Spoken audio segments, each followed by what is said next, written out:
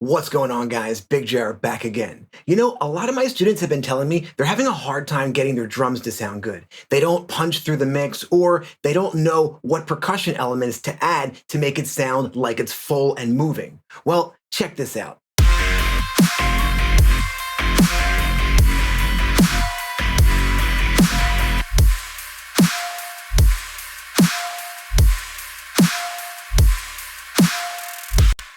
All right, guys, I'm going to show you 3 amazing production tips guaranteed to help with your drum's workflow, arrangement, and sound quality. Plus, a bonus one at the end. The reason I'm going to show you the bonus one at the end is because it will include a third-party plugin, but it is the best one, and it will make your kick and snare explode through the mix, guaranteed every time. I'm also going to make this whole session downloadable so you can work with me or just check out my session to see how things are going for yourself. All right, let's get into it.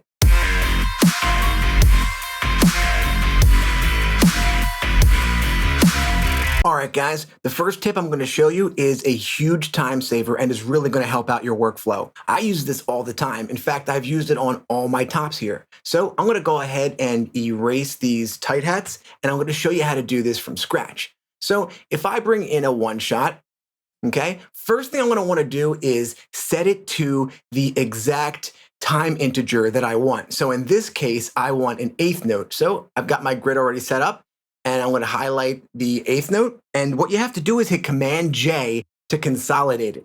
Okay?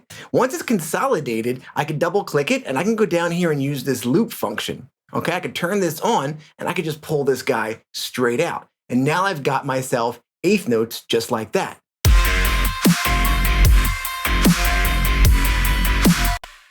But it gets better, because let's say I want to go ahead and make them 16th notes, like the second half or whatever. So I can go ahead and just hit Command E to separate them.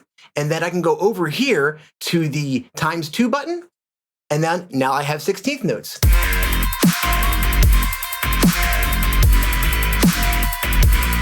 But wait, it still gets better, because what if I want to add a cool like fill, like one of those trap rolls here at the end? Well, I'm going to go ahead and just hit Command E again.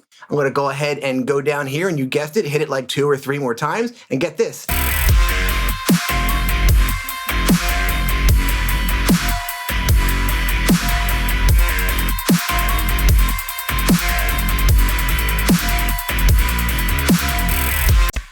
All right, and one bonus tip for you that doesn't count in the 3 is what I'm going to do is I'm going to go ahead and add a auto pan to this.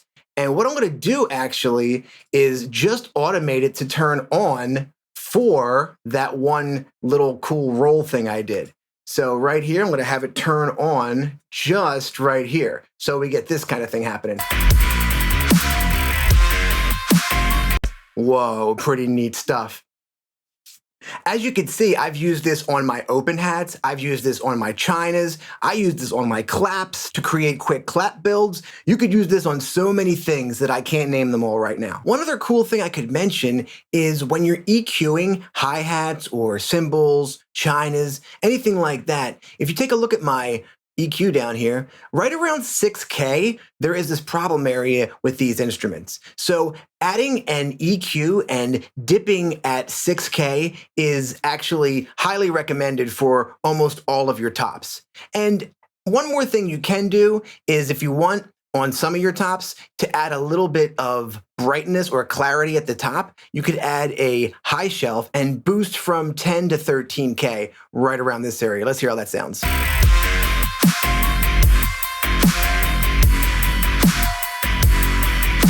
And we don't want to be in the red, so I'll go down a few dB.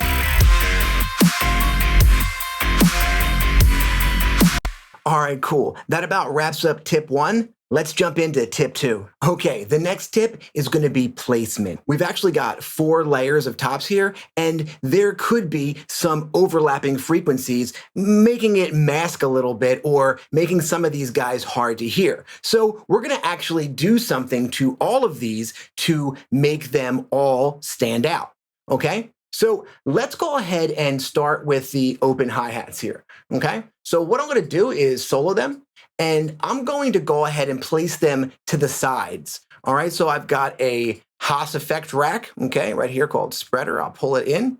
Okay, basically, I just start off by putting it into mono, and then I go ahead and use a Haas effect delay to spread them out wide. Okay, so if I play it and then turn it on, you'll hear the difference. Let me go ahead and just pop this guy right into the center and start us off right here.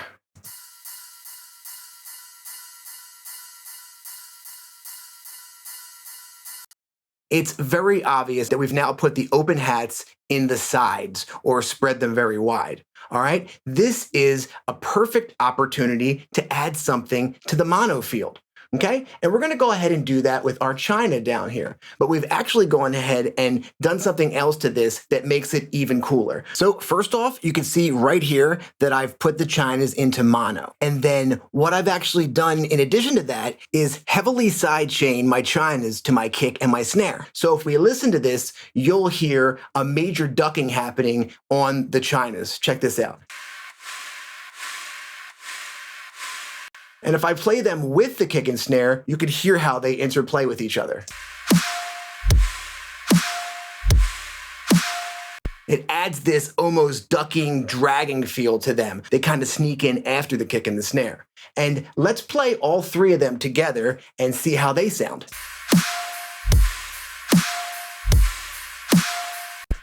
With what we've done, you could very clearly hear all of the instruments perfectly at the exact same time. Now, I'm going to sprinkle in these tight hi-hats here, and I'm going to actually move the panning around a bit, okay? So I'm going to add another auto pan, but this time I'm only going to do it about 30%, and we're going to do it at about 3/4. Okay, 30, 40%, something like that, just so it moves around a bit. So let's check this out now.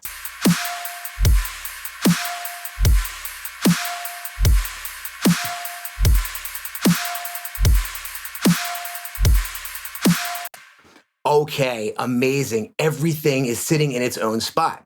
And finally, we're going to talk about our crash. And what we've done with the crash is actually just give it some space, okay? So what I could actually do here is even pull out this China a bit and make it so the crash happens, then the open hats come in, and then the China comes in. And let me play that with the kick and snare as well. It actually waits for the snare to come in and adds this almost slingshot effect to your drums.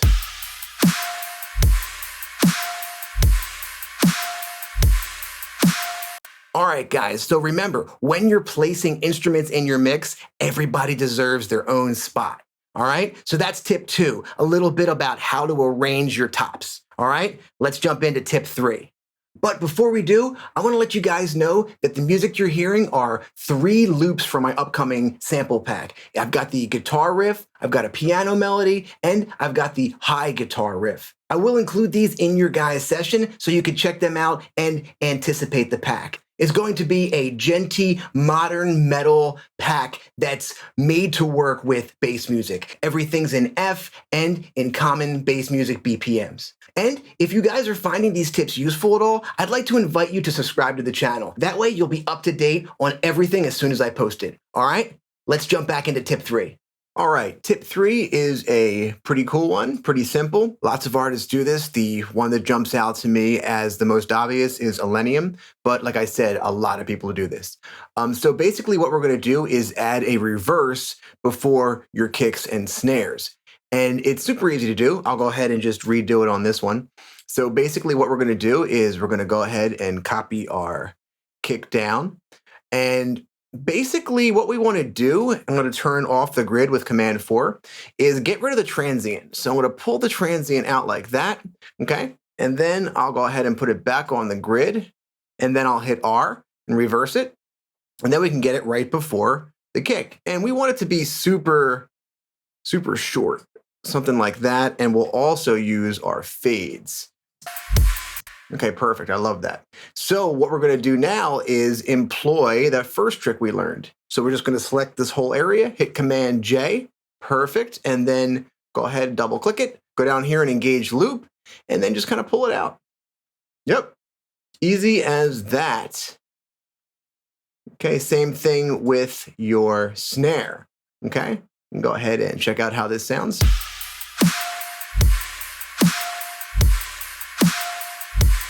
And it really adds this woof, this pull in to each of the hits, makes them sound a lot more impactful.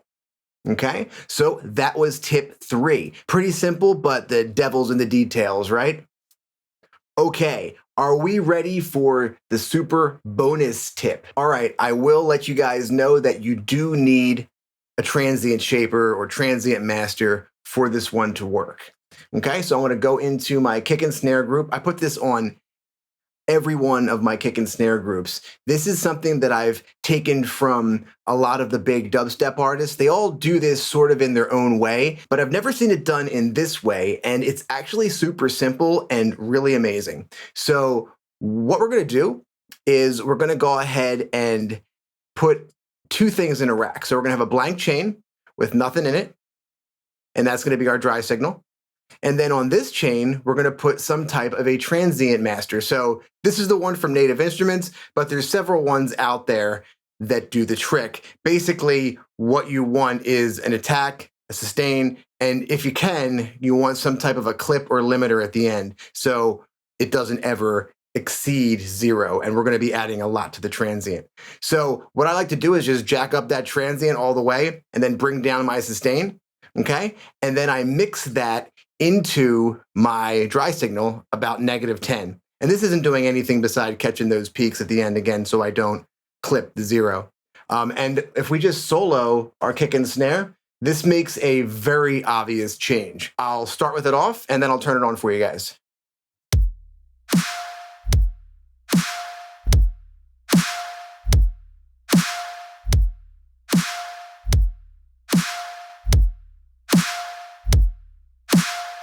All right, so I want to also mention that the kick and snare that I'm using are also from my sample pack. And I did a video recently showing you how you can make kicks like this from scratch using Kick 2. And in that video, I give away 5 free kicks. So if you guys want to check that video out, I'll drop a link in the description. All right? Other than that, good luck drum processing, guys. I'll see you.